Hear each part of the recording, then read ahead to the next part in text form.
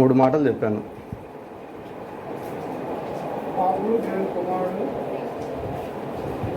పాపులు దేవుని కుమారులు, క్రీస్తు శరీరం.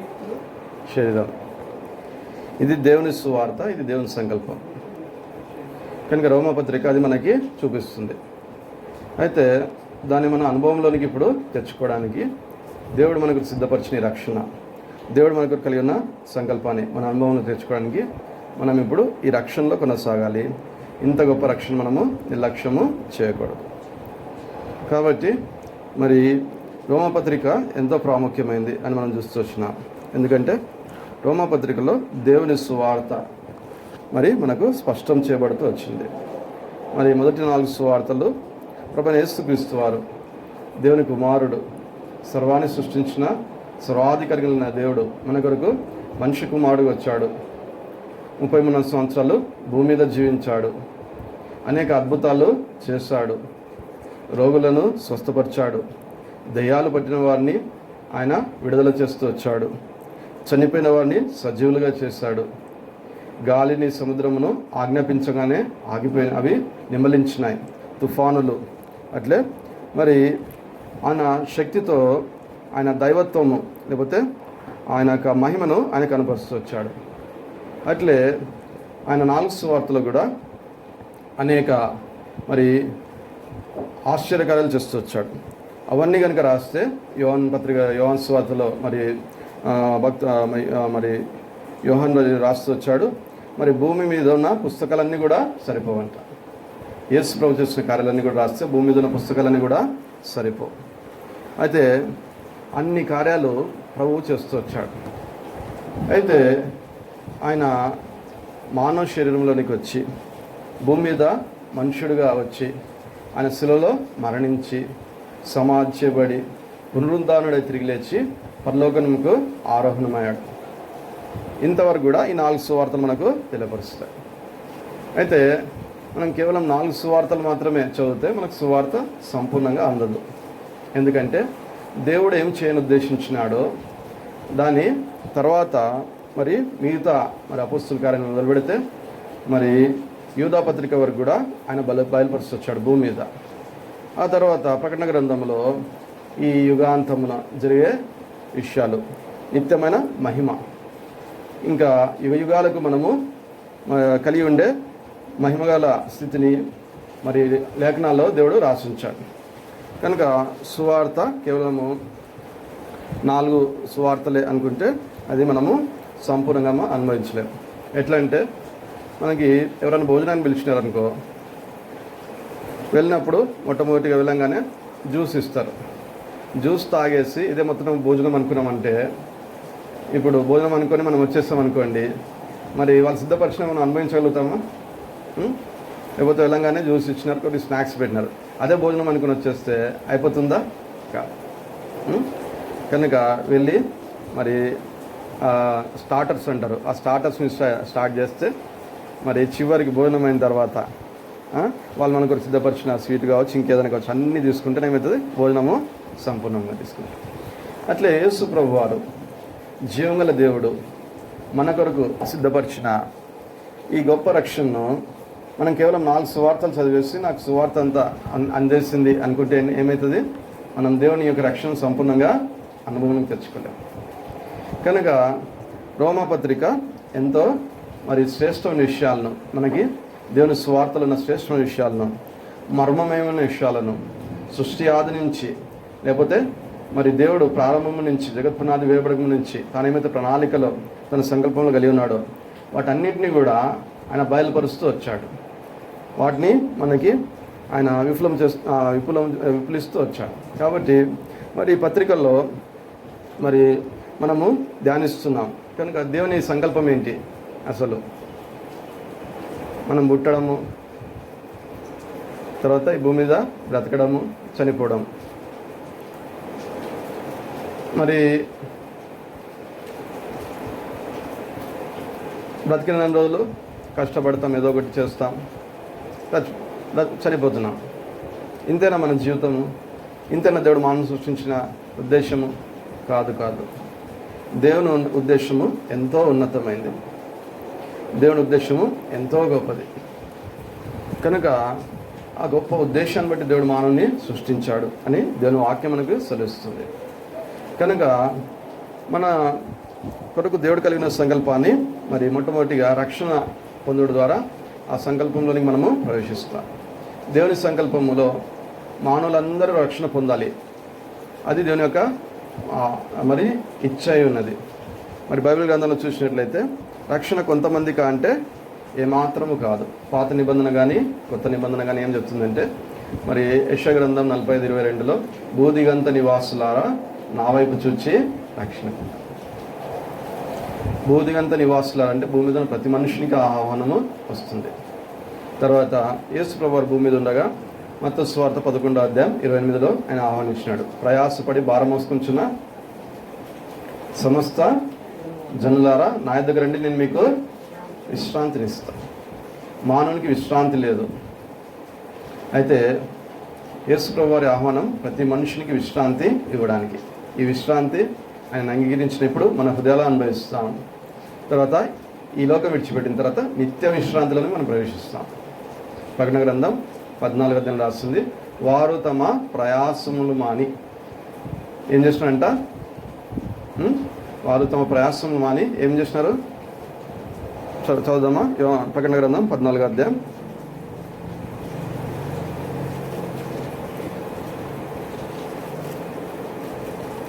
ప్రకటన గ్రంథం 14 13 అంతటా ఇప్పటి నుండి ప్రభువునందు మృతులు ధన్యులని రాయమని పరలోకం నుండి ఒక స్వరము చెప్పగా వింటిని. నిజమే, వారు తమ ప్రయాసములు మాని. ఏంటంట? వారు తమ ప్రయాసములు మాని. కనుక భూమి మీద బ్రతుకున్నంత వరకు ఏముంది చెప్పండి? ప్రయాసములు. ఏం చెప్పండి? ప్రయాసములు. కనుక వారు తమ ప్రయాసములు మాని విశ్రాంతి పొందుతారు. ఇది ఏం విశ్రాంతి? నిత్యమైన విశ్రాంతి. కనుక రక్షణ పొందిన మనకు మన హృదయంలో విశ్రాంతి ఉంది. ఇప్పుడు తర్వాత మనము ఈ లోకం విడిచిపెడితే నిత్యమైన విశ్రాంతి. సరే, అయితే అదొక్కటి మాత్రమే రక్షణ కాదు, అదొక్కటి మాత్రం దేవుని సంకల్పం కాదు. కనుక మరి దేవుని ఆహ్వానం మనుషులందరి కొరకు, రక్షణ అందరి కొరకు. 1 తిమోతి 2:4 రాస్తుంది, ఆయన మనుషులందరూ రక్షణ పొంది సత్యం గురించిన అనుభవ జ్ఞానం కావాలని ఇచ్చయించుచున్నాడు. 1 తిమోతి 2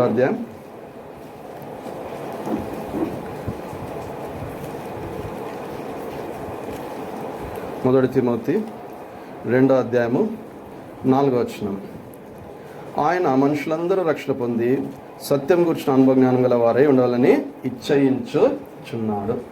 మనం బైబిల్ని సగం తీసుకోవద్దు, లేకపోతే మనకు కావాల్సిన భాగాన్ని తీసుకోవద్దు. ఎట్లయితే భోజనాన్ని పిలిచినప్పుడు వాళ్ళు మనకి ఇచ్చిన దాంట్లో సంపూర్ణంగా భోజనం చేస్తేనే మనము సిద్ధపరిచినవన్నీ మన అనుభవం తెచ్చుకుంటాం. ఏదో ఒకటి తీసుకొని వచ్చేస్తే అది మనకి భోజనము కాదు.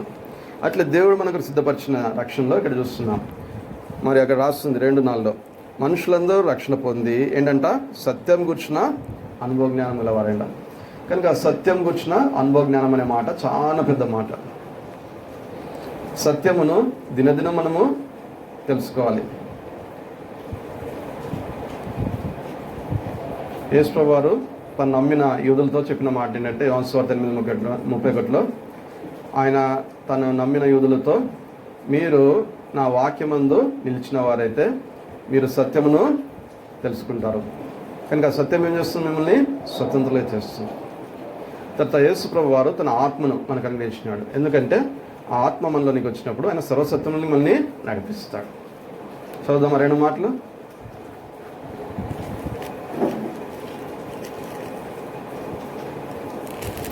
యోహాను సువార్త 8 యోహాను సువార్త 8 31 యోహాను సువార్త 8:31 కాబట్టి యేసు తను నమ్మిన యూదులతో, మీరు నా వాక్యమందు నిలిచిన వారైతే నిజముగా నాకు శిష్యులై ఉండి సత్యమును గ్రహించెదరు. ఏం చెప్పండి? సత్యమును గ్రహించెదరు. మీరు నా వాక్యమందు నిలిచిన వారైతే అని రాస్తుంది. ఇంగ్లీష్లో ఏముందంటే if you continue in my word అంటే అర్థం ఏంటో తెలుసా? మీరు నా వాక్యాన్ని దినదినము విని చదివి గ్రహించినట్లయితే, అది దాని అర్థం. కనుక దేవుని వాక్యం వినాలి, దేవుని వాక్యం చదవాలి, దేవుని వాక్యము గ్రహించాలి. అప్పుడు ఆ వాక్యం అందు మనము నిలిచి ఉండగలుగుతాం. కాబట్టి మరి మీరు నా వాక్యమును మందు నిలిచిన వారైతే నిజంగా నా శిష్యులై ఉండి సత్యమును గ్రహించదు. అప్పుడు సత్యం మిమ్మల్ని ఏం చేస్తుంటా? స్వతంత్రులుగా చేయనని చెప్పాను. ఇంకా సత్యం మిమ్మల్ని స్వతంత్రులుగా చేస్తుంది పాపము నుండి, ఇంకా మనకున్న అనేక బంధకాల నుండి. సత్యమేమో ఏం చేస్తుంది? మనల్ని స్వతంత్రులుగా చేస్తుంది. తర్వాత మరి దేవుడు ఆ సత్యంలోని నడిపించడానికి తన ఆత్మను మనకు దయచేస్తాడు. యోహాను సువార్త 16వ అధ్యాయం, యోహాను సువార్త 16వ అధ్యాయం 13వ వచనం. యోహాను సువార్త 16వ అధ్యాయం 13వ వచనం. అయితే ఆయన అనగా సత్యస్వరూపైన ఆత్మ వచ్చినప్పుడు మిమ్మల్ని సర్వసత్యంలోనికి నడిపించును. ఏంటంట? సత్యస్వరూపైన ఆత్మ వచ్చినప్పుడు మిమ్మల్ని ఏం చేస్తాడు చెప్పండి? సర్వసత్యంలోనికి నడిపిస్తాడు. కనుక మనం సర్వసత్యంలోనికి రావాలి. 1 తిమోతి 2:4 ఏం చూస్తున్నాం? ఆయన మనుషులందరూ రక్షణ పొంది ఏం కావాలంట? సత్యం గురించిన అనుభవ జ్ఞానంలోనికి రావాలని ఆయన ఇచ్చేస్తున్నాడు. కనుక అవర్ సాల్వేషన్, మన రక్షణ పొందిన దినంతో అయిపోలేదు. రక్షణ పొందిన దినంన ఆరంభమైంది. అర్థమైందా మీకు? అర్థమైందా? మన రక్షణ పొందిన దినంన అయిపోలేదు. ఏమైంది? ఆ రోజు ప్రారంభమైంది. ఎట్లయితే ఒక ఇంటికి పునాది వేసినప్పుడు ఇల్లు కట్టడం ప్రారంభమవుతుందో, దేవుడు మన రక్షణను కూడా రక్షణ పొందిన దినాన మనలో ప్రారంభించాడు. కనుక మరి సత్యమే మనని మొట్టమొదటి రక్షణలో నడిపించింది, సువార్త సత్యము. ఈ సువార్త సత్యమే ఈ రక్షణ కార్యం మనలో సంపూర్ణం చేస్తుంది.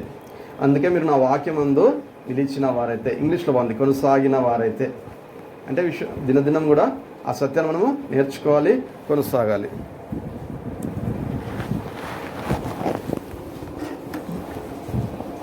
కూర్చో.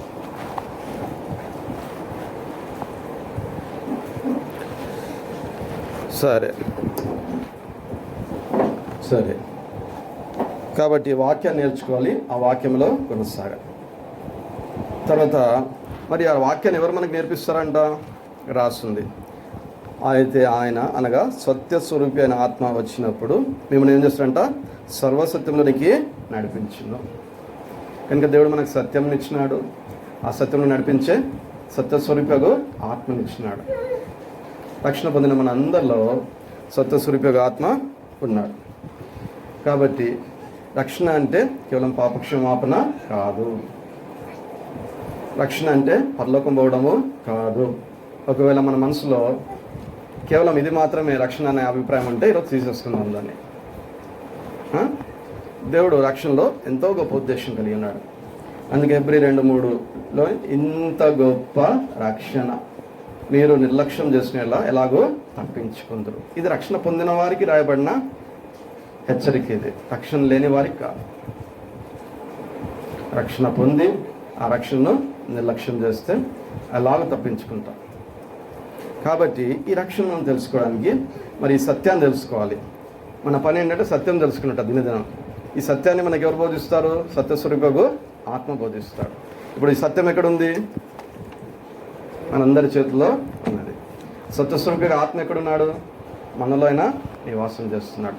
మన పని ఏంటి? టీచర్ ఉన్న టెక్స్ట్ బుక్ ఉంది. మన పని ఏంటి? స్టూడెంట్ కావాలి మనం. అర్థమైందా?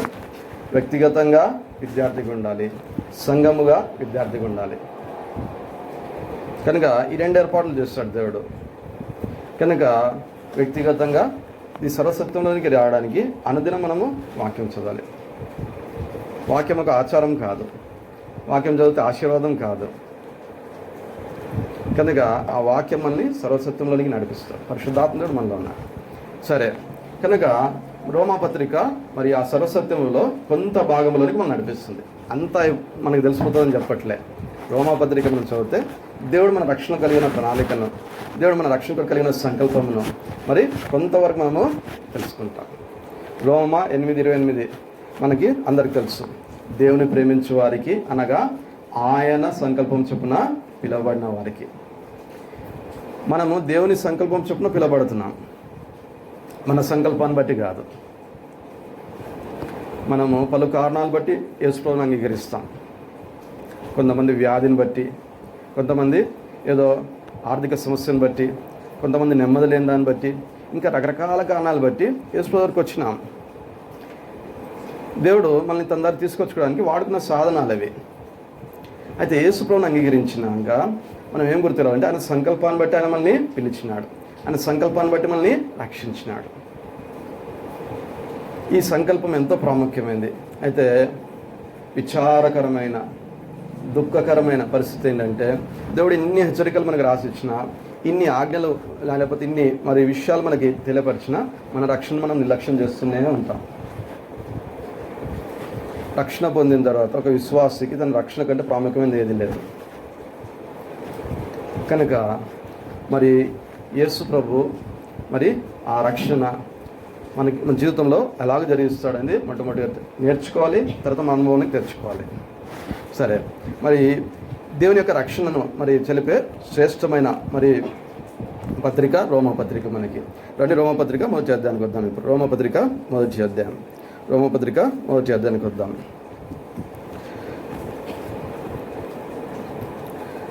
మొదటి వచనం నుంచి చదువుతూ వెళ్తాను. మరి ఇంతకుముందు మనం ధ్యానించిన ముందుకెళ్తాం. ఈరోజు యేసుక్రీస్తు దాసుడును అపోస్తులుగా ఉండుటకు పిలువబడిన వాడును దేవుని సువార్త నిమిత్తము ప్రత్యేకింపబడిన వాడునైన పౌలు రోమాలో ఉన్న దేవుని ప్రియులకందరికీ అనగా పరిశుద్ధులుగా ఉన్నట్టుకు పిలువబడిన వారందరికీ శుభమని చెప్పి రాయున్నది.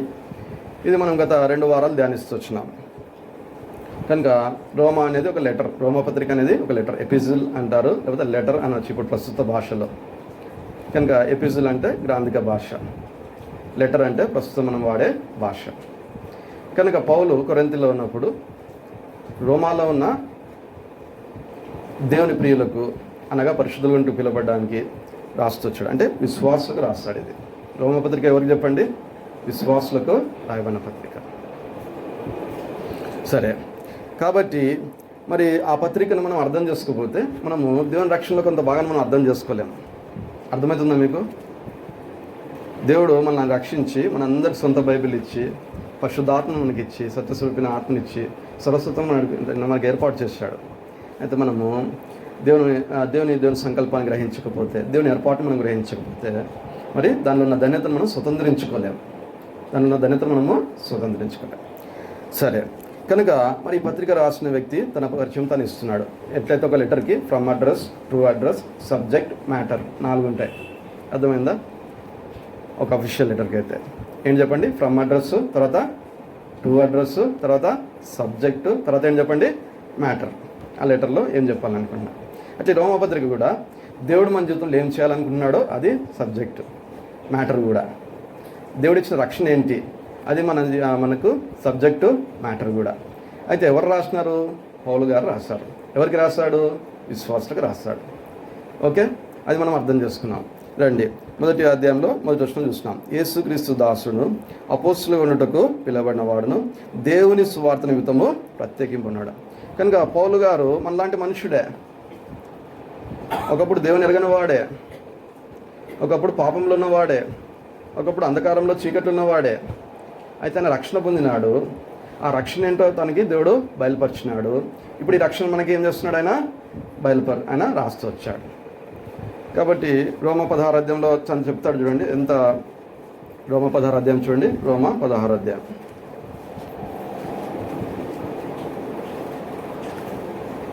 కనుక మరి బైబిల్ కేవలం పౌలు గారు లాంటి వాళ్ళకు, పేదరు గారు లాంటి వాళ్ళకు, లేకపోతే ఇంకెవరకు గొప్పవారికి కాదు, ఎవరి కొరకు అక్కడ రాస్తుంది. రండి చదువుదాం. 25వ వచనం. ఈ రక్షణ ఎవరికి అయితే ఇచ్చినాడో వారందరి కొరకు ఈ పత్రిక వీళ్ళందరికీ అర్థం కావాలా. రండి 25వ వచనం. సమస్తమైన అన్యజనులు. ఏం చెప్పండి? సమస్తమైన అన్యజనులు. కనుక రక్షణ అందరికీ, యూదులకు ఉంది, అన్యజనులకు కూడా ఉంది. సమస్తమైన అన్యజనులు విశ్వాసమునకు విధేయులగునట్లుగా ఏం కావాలంట? విశ్వాసమునకు విధేయులుగా. దాని గురించి ఇంకా వివరంగా చూద్దాం. అనాది నుండి రహస్యంగా ఉంచబడి. ఏంటంటే అనాది నుండి. కనుక దేవుని రక్షణను, ఈ సువార్తను ఎప్పుడు దేవుడు ప్రణాళిక చేసినాడు? ఎప్పుడు ప్లాన్ చేసినాడు? అనాది. అంటే అర్థం ఏంటి అంటే బైబిల్లో వేరే వచనం చెప్తాయి. భూమి పునాదులు వేయబడక మునిపే, జగత్తును అందులో సమస్తాన్ని సృష్టించక మునిపే, భూమి మీద మనుషుడు లేక మునిపే, భూమి మీద నీవు నేను పుట్టక మునిపే దేవుడు ఈ ప్రణాళికను, ఈ సువార్తను ఆయన ప్లాన్ చేశాడు. దేవుని జ్ఞానం ఎంత గొప్పది, దేవుని శక్తి ఎంత గొప్పది. దేవుని ప్రణాళికను కానీ దేవుని సంకల్పాన్ని కానీ ఎవ్వరు ఆపలేరు, ఆయన చిత్తాన్ని ఎవ్వరు ఆపలేరు. ఆయన ఏమైతే ప్రణాళిక చేస్తున్నాడో దాన్ని జరిగించుకుంటూ వెళ్తున్నాడు. అయితే విషయం ఏంటంటే ఆ ప్రణాళికలోనికి మనం వస్తామా లేదా? మనం వస్తే ఆ ధన్యతను అనుభవిస్తాం, మనం రాలేకపోతే ఆ ధన్యతను కోల్పోతాం. ఇంట్లో భోజనం వండినాం, ఇంట్లో ఉన్న వాళ్ళందరికీ. అయితే నా కొడుకు ఎక్కడో బయట తిరుగుతున్నాడు అనుకో, ఏమవుతుంది లంచ్ టైంలో ఆ లంచ్ని వాడు ఎంజాయ్ చేయలేడు. అర్థమైందా? లంచ్ టైం కూడా ఇంటికి వచ్చేస్తే ఏమవుతాడు, ఆ లంచ్ని వాడు ఎంజాయ్ చేస్తాడు. దేవుని రక్షణ కూడా అంతే, దేవుని సంకల్పం కూడా అంతే, దేవుని చిత్తం కూడా అంతే. మనం తొలగిపోయినాం చిన్న కుమారులాగా అందరం. తిరిగి ఏం చేయాలి? తండ్రి ఇంటికి రావాలి. తండ్రి ఇంటికి వచ్చినప్పుడు చిన్న కుమారుడు ఏమన్నాడు? ఏమైంది? చిన్న కుమారుడు కంటే బుద్ధి వచ్చిందంట. ఏమని చెప్పండి? బుద్ధి వచ్చినప్పుడు ఏమైంది అంట? బుద్ధి వచ్చింది. మనకు కూడా బుద్ధి ఎప్పుడు వస్తుందో అప్పుడు మన పరలోక తండ్రిన దేవుని దగ్గరికి తిరిగి వస్తాం. రక్షణ పొంది కూడా చిన్న కుమారులా తిరుగుతాం మనం. చిన్న కుమారుడికి ఎంటర్టైన్మెంట్ కావాలి, ఎంజాయ్మెంట్ కావాలి, ఈ లోకంలో ఉన్న మరి ఆ యొక్క ఐశ్వర్యం కావాలి. అందుకొరకు పోయినాడు తండ్రిని విడిచిపెట్టి. రక్షణ పొందిన మనము కూడా ఇంత గొప్ప రక్షణను నిర్లక్ష్యం చేసి జీవించే అవకాశం ఉంది. ఒక విషయాన్ని మనము ఈ రాత్రి వేళ తీసుకుందాం. కనుక మరి రోమా 16:25 ఏమంటున్నాడు చూడండి, సమస్తమైన అన్యజనులకు విశ్వాసమునకు విధేయులగునట్లు అనాది నుండి రహస్యముగా ఉంచబడి. ఎప్పటి నుంచి అంట? అనాది నుండి రహస్యంగా ఉంచబడి ఇప్పుడు ప్రత్యక్షపరచబడిన మర్మం. ఏం చెప్పండి? ఇప్పుడు ప్రత్యక్షపరచబడిన మర్మం. మర్మం అంటే ఏంటి? బయట ఏమో కానీ బైబిల్లో మర్మం అంటే ఏంటో చెప్తా. మిస్టరీ. ఏం చెప్పండి? బైబిల్లో ఏంటి? మిస్టరీ అంటే అర్థం ఏంటంటే రహస్యంగా ఉంచబడ్డది, ఇప్పుడు ప్రత్యక్షపరచబడ్డది. మొదటిగా అది అర్థం చేసుకోవాలి. ఏం చెప్పండి? రహస్యంగా ఉంచబడ్డది, ఇప్పుడు ప్రత్యక్షపరచబడ్డది. ఉదాహరణకి మరి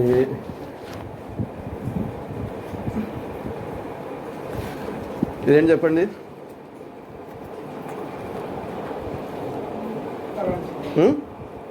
ఏంటి చెప్పండి? ఇది 10 రూపాయలు. ఓకే, ఇంతవరకు ఇది ఎక్కడుంది? రహస్యంగా ఉంది. ఇప్పుడు ఏమైంది? నేను తీసి మీ అందరికి ప్రత్యక్షపరిస్తే ఏమైంది? ఇది ప్రత్యక్షమైంది. దేవుని వాక్యంలో కూడా మర్మం అంటే అర్థం అదే. ఇంతవరకు మనకు తెలియదు అని ఇప్పుడు ఏం చేస్తాడు దేవుడు? తను మనకి తెలియపరుస్తాడు. అర్థమైందా? కానీ మర్మం మన అందరికీ, అన్యజనులందరికీ, విశ్వాసం ఉంచేవారందరికీ ఆయన బయలుపరచడానికి, తన ఆత్మ ద్వారా బయలుపరచడానికి, తన లేఖనాల ద్వారా మనకు బయలుపరచడానికి విధించినాడు. కనుక నాకు అర్థం కాదు అని చెప్పడానికి వీలు లేదు.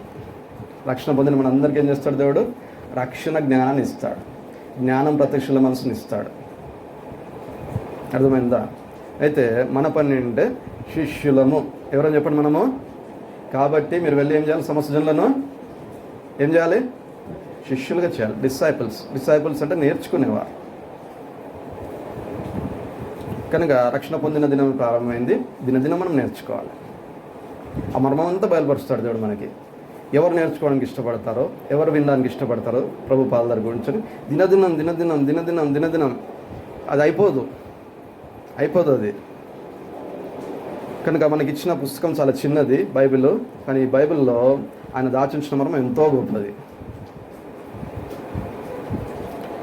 కనుక ఆ మర్మాన్ని మనం ప్రభు దగ్గర కూర్చుంటే ప్రభు మనకు నేర్పిస్తాడు.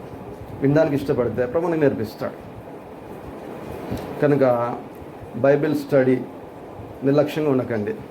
ఇక్కడ చెప్పింది ఇక్కడే వదిలేసిపోకండి. అనుదినం కూడా ధ్యానించాలి. ఇంకా దేవుడు మనకి బయలుపరుస్తాడు. సరే, కనుక అనాది నుండి రహస్యంగా ఉంచబడి ఇప్పుడు ప్రత్యక్షపరచబడిన మర్మం, నిత్య దేవుని ఆజ్ఞ ప్రకారం. ఎవరు చెప్పండి? దేవుడు, నిత్య దేవుడు. సరే, దాని గురించి తర్వాత ధ్యానిద్దాం. నిత్య దేవుని ఆజ్ఞ ప్రకారము ప్రవక్తల లేఖనం ద్వారా. ఏంటంటే ప్రవక్తల లేఖనం ద్వారా వారికి తెలుపబడింది. ఎట్లంట? ప్రవక్తల లేఖనం అంటే దేవుడు ఈ సువార్తనంతా కూడా ఎక్కడ ఉంచినాడు అంటే పాత నిబంధనలో ఉంచినాడు, ప్రవక్తల లేఖనాల్లో ఉంచినాడు. ఆదికాండం నుంచి మలాకి గ్రంథం చదివితే సువార్త అంతా దాంట్లోనే ఉంది. అయితే దాని యొక్క నెరవేర్పు మనము యేసు ప్రభు శరీరధారిగా వచ్చి తర్వాత మరణించి తిరిగి లేచి పరలోకానికి వెళ్ళి తన పరిశుద్ధాత్మను అనుగ్రహించి తన లేఖనాలు మన తిరిగి ఇంకా లేఖనాల్లో 27 పుస్తకాలు ఆడాయి మనకి. ఇప్పుడు 27 పుస్తకాలు. పాత నిబంధన ఎంత? ఎన్ని పుస్తకాలు చెప్పండి? 39. కొత్త నిబంధన ఎంత? 27. ఇంక 27 పుస్తకాల్లో దేవుడు బయలుపరిచినాడు మనకి దాని యొక్క నెరవేర్పు, దాని యొక్క అనుభవం. పిల్లరా, కనుక మనము రక్షణ పొందిన తర్వాత ఈ లేఖనాలకి అంటే దేవుని వాక్యానికి ఎంత ప్రాముఖ్యత ఇవ్వాలో మనం గుర్తారు కదా. వాటిని వినడానికి దేవుడు మనకు సిద్ధపరిచిన రక్షణ అనుభవించడానికి రండి. కనుక మరి నిత్య దేవుని ఆజ్ఞ ప్రకారము ప్రవక్త లేఖనాల ద్వారా వారికి తెలుపబడి ఉన్నది. ఈ మర్మమును అనుసరించి ఉన్న నా సువార్త ప్రకారం ఏంటంట? ఈ మర్మమును అనుసరించి ఉన్న నా సువార్త ప్రకారం. కనుక ఆ మర్మాన్ని సువార్త ఏం చేస్తుంది? వెల్లడిపరుస్తుంది. అర్థమవుతుందా మీకు? మర్మం అంటే ఏంటో చెప్పిన. దాచబడి ఉన్నది, ఇప్పుడు ఏమైంది? ప్రత్యక్షపరచబడ్డది. అది మర్మం. ఇప్పుడు అది సువార్త ద్వారా మనకి వెల్లడవుతుంది. అర్థమవుతుందా మీకు? అర్థమవుతుందా లేదా? అర్థమవుతుంది కదా. కనుక మరి నా సువార్త ప్రకారముగాను యేసు క్రీస్తుని గురించిన ప్రకటన ప్రకారముగాను ఏం చెప్పండి? యేసు క్రీస్తుని గురించిన ప్రకటన. కనుక మరి యేసు క్రీస్తుని గురించి మనం వినాలి. సువార్త ఏంటంటే యేసు క్రీస్తే. సువార్త ఏంటి చెప్పండి? యేసు క్రీస్తు. కనుక పౌలు అంటాడు, నేను మీ మధ్యన సిలువ వేయబడిన యేసు క్రీస్తుని తప్ప ఇంకేమీ కూడా ఎరగను అంటాడు కొరింథీ సంఘం రాస్తూ. సిలువ వేయబడిన క్రీస్తుని మేము ప్రకటించున్నాం. కనుక మరి యేసు క్రీస్తును గూర్చిన ప్రకటన ప్రకారముగాను మిమ్మల్ని స్థిరపరచుటకు శక్తిమంతుడును అద్వితీయ జ్ఞానవంతుని దేవునికి యేసు క్రీస్తు ద్వారా నిరంతరం మహిమ కలుగును గాక. ఆమేన్. కనుక ఈ వాక్యాన్ని మళ్ళీ ధ్యానించండి. దేవుడు తను మనకు సంపూర్ణంగా బయలుపరచుకోవాలనుకున్నాడు సువార్త ద్వారా, యేసు క్రీస్తు ద్వారా. ఓకే రండి. కాబట్టి పౌలు గారు మరి పత్రిక రాస్తూ వారికి ఇచ్చిన పరిచయము, వారికి ఇచ్చిన ముగింపు ఇది. రండి, రోమిల్ రాష్ట్ర పత్రిక 1వ అధ్యాయం. యేసుక్రీస్తు దాసుడును అపోస్తులుగా ఉండుటకు పిలువబడిన వాడును దేవుని సువార్త నిమిత్తము ప్రత్యేకింపబడిన వాడినైనా పౌలు అందిస్తున్నాం. కనుక ఈ 3 మాటల్లో జాగ్రత్త వినండి. ఈ 3 మాటల్లో పౌలు దేవుడు తన కొరకు కలిగి ఉన్న పర్పస్ అంటే సంకల్పం ఏంటి ఎరిగి దాన్ని ఏం చేస్తున్నాడు? వాళ్ళకి చెప్తున్నాడు. తన అనుభవం తెచ్చుకొని వాళ్ళకి చెప్తున్నాడు. అట్లా ఇక్కడ మనం ఒక చిన్న మాట చూస్తున్నాం. మన జీవితంలో కూడా దేవుడు రక్షించుటకు పర్పస్ కలిగి ఉన్నాడు. అర్థమైందా మీకు? God has a purpose in saving us. అయితే ఈ గొప్ప రక్షణను మన అనుభవం తెచ్చుకున్నప్పుడు ఆ పర్పస్ అంతటి మనకి అర్థమవుతుంది. ఈ రక్షణలు ఎదుగుతున్నప్పుడు మనకి పర్పస్ అనేది అర్థమవుతుంది. రక్షణ పొందినాను, పరలోకాన్ని పోతాను, రక్షణ పొందినాను, నరకాన్ని తప్పించుకున్నాను, చాలే అని అక్కడే ఆగిపోతే దేవుని సంకల్పాన్ని మనము తెలుసుకోలేం. బాధాకరమైన విషయం ఏంటంటే అనేక మంది క్రైస్తవులైన మనము అలాగే జీవిస్తున్నాం.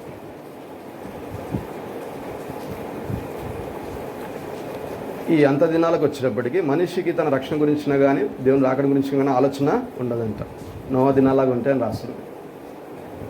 తినొచ్చు, త్రాగొచ్చు, పెళ్లి చేసుకొచ్చు, పెళ్ళిళ్ళకి ఇచ్చచ్చు ఉంటారు. మన జీవితం ఏంటంటే పని చేసుకోవాలి, తినాలి, తాగాలి, పండుకోవాలి, పని చేసుకోవాలి, తినాలి, తాగాలి, పండుకోవాలి, అంతే కదా.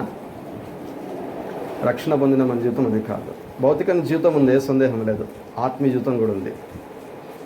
మీకు ఆదికాండము మనం ఉదయకాలం ధ్యానాలు చేసేటప్పుడు మీకు కొన్ని విషయాలు చెప్పినా గుర్తు చేస్తే జ్ఞాపకం చేసుకోండి.